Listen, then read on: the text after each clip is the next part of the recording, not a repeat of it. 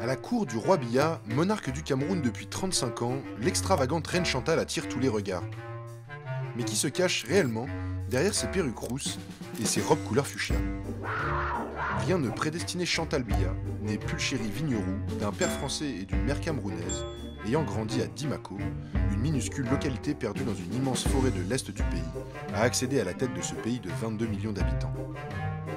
Abandonnée rapidement par son père qui travaillait pour une grande compagnie forestière, Chantal et sa mère quittent Dimako pour rejoindre Yaoundé.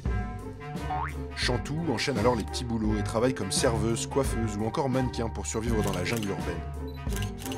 Les rumeurs lui prêtent plusieurs liaisons avec des hommes d'affaires et avec un chauffeur de taxi avant qu'elle ne mette au monde des jumeaux de père inconnus. Chantal a seulement 22 ans lorsqu'un soir de février 93, elle est invitée par l'épouse d'un des neveux du président à assister à la fête d'anniversaire du monarque. Paul Biya vient de perdre sa première épouse un an plus tôt et cherche à se remarier. On le dit inconsolable, mais c'est le coup de foudre lorsqu'il croise la jeune Chantal. Madame la Présidente, comme l'appelle désormais son mari, réussit rapidement à se faire une place dans l'espace public.